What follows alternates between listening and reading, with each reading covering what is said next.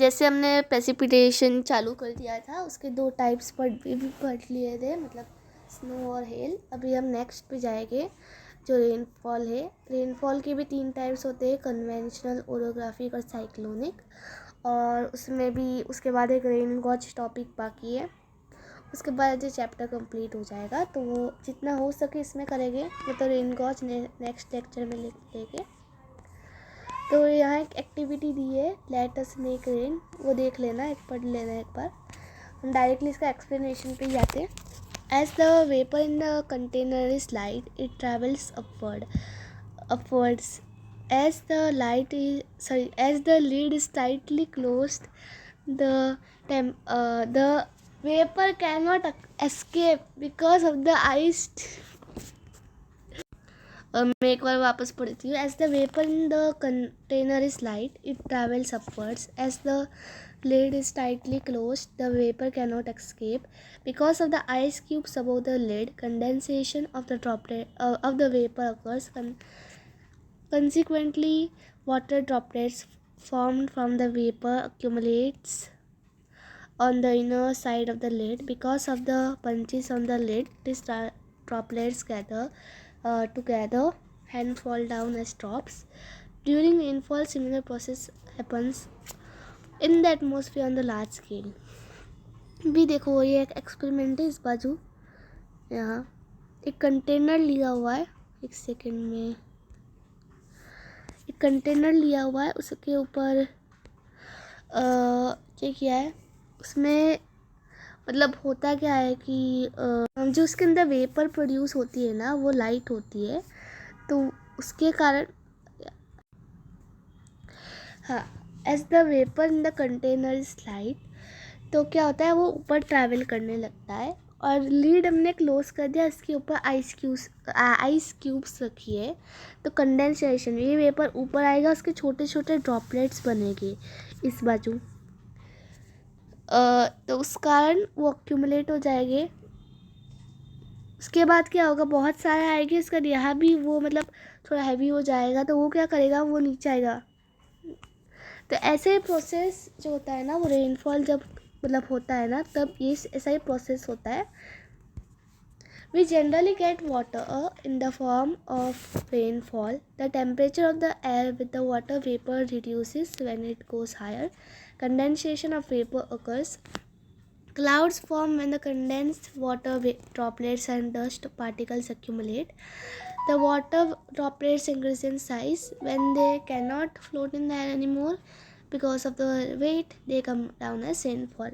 फिर रेनफॉल का बस ये बेसिक इंट्रो है. इसके 3 टाइप्स आएंगे, कन्वेंशनल, ओरोग्राफिक और साइक्लोनिक. आगे ठीक है, तो उसका हम याद कैसे रखेंगे, COC, कन्वेंशनल, ओरोग्राफिक और cyclonic.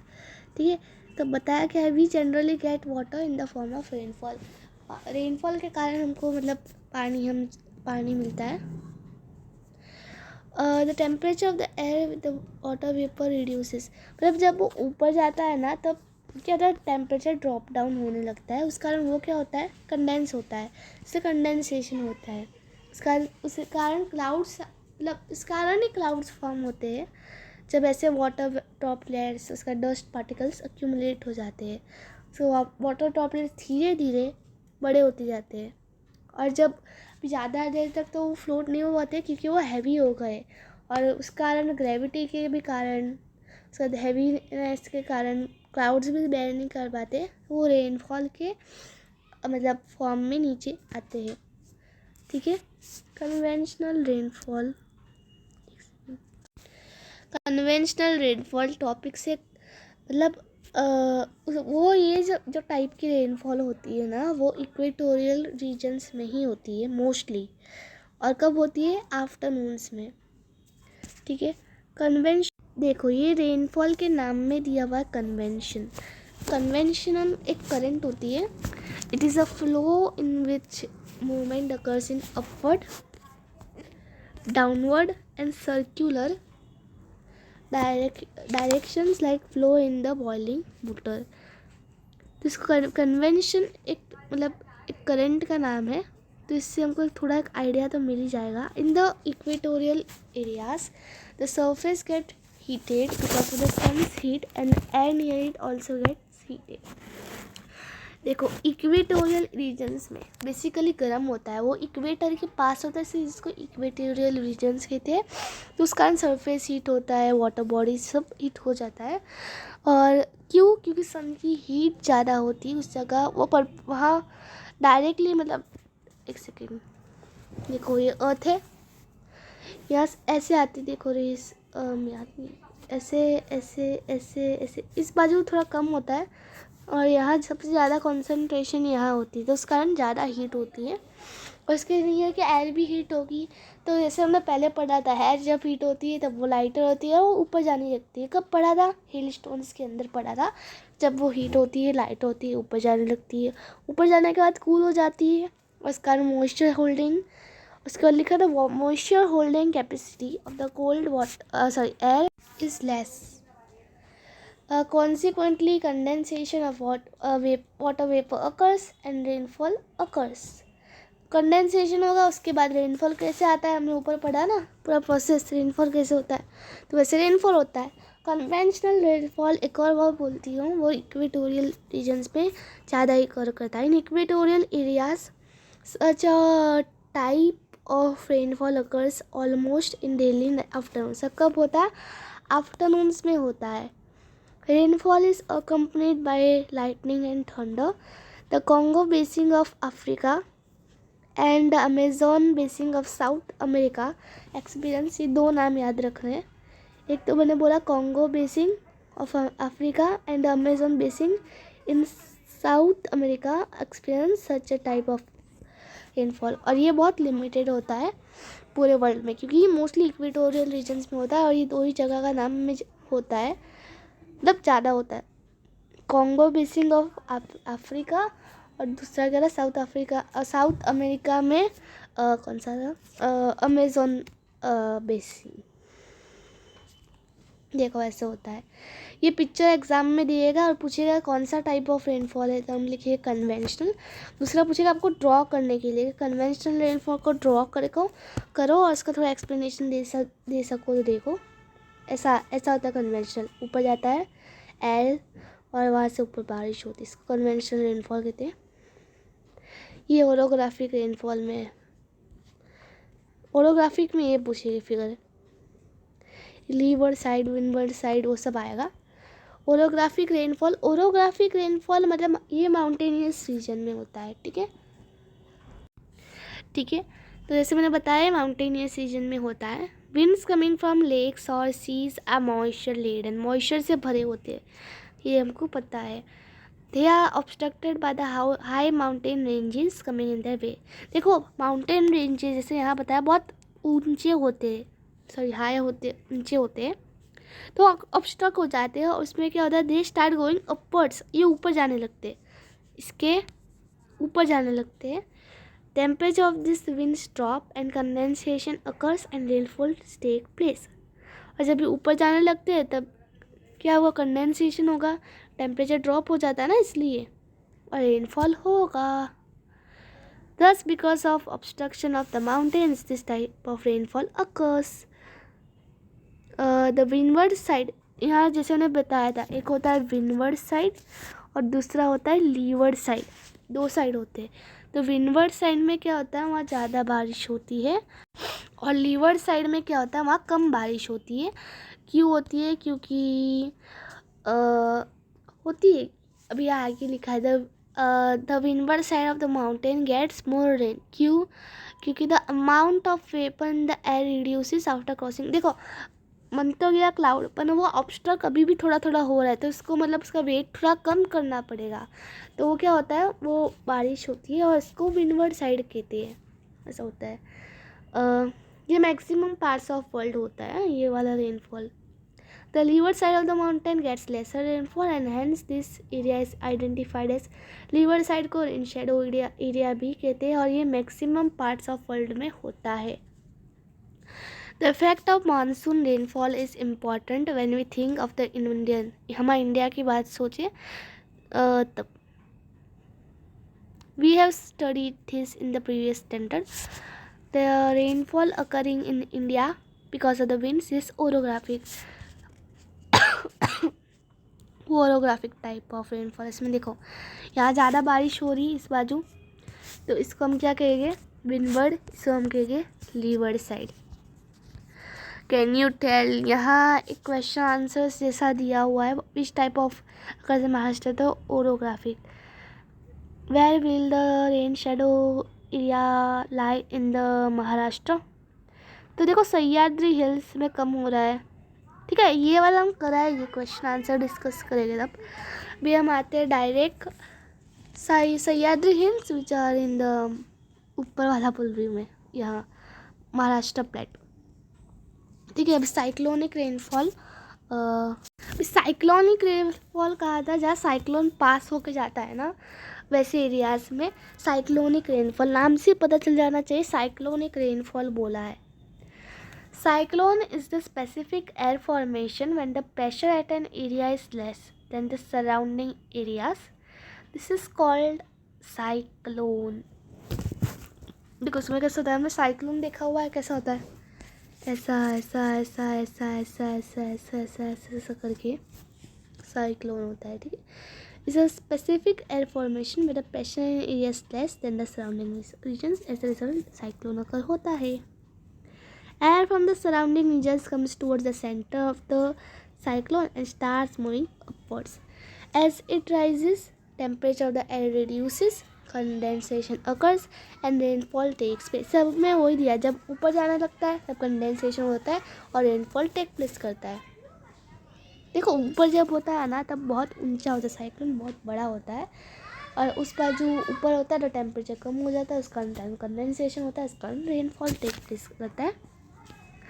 It rains in the areas over which cyclone passes. Cyclonic rainfall occurs more in temperate zones, and cyclones area is too also quite extensive. Cyclone कुछ छोटा मोटा चीज़ नहीं होता, बहुत बड़ा सा, बहुत बड़ी जगह मतलब अक्यूमुलेट करता है वो भी। Comparatively, cyclonic rainfall occurring in tropical regions is limited in extent and it is stormy in nature. Stormy भी होता है और limited होता है। कहाँ होता है, more in temperate zones। जैसे मैंने बताया था, orographic rainfall occurs in most of the parts of world. Conventional rainfall is regional in nature. There is certainty in the conventional rainfall occurring in equatorial regions. Comparatively, orographic and cyclonic rainfalls are less certain, and therefore such regions are prone to heavy rainfall, floods और droughts frequently.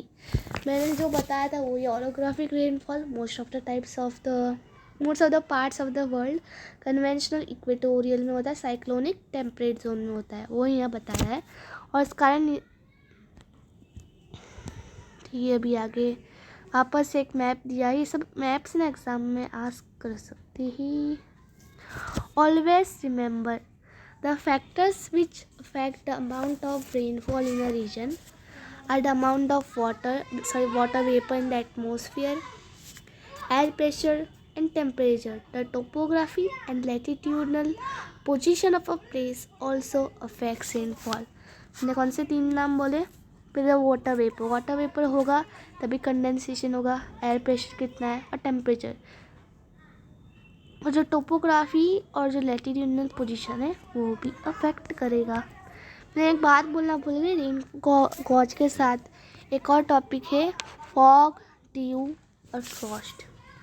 देखो rain gauge का ये क्या है, एक diagram है, ये भी बहुत सिंपल है ड्रॉ करने के लिए।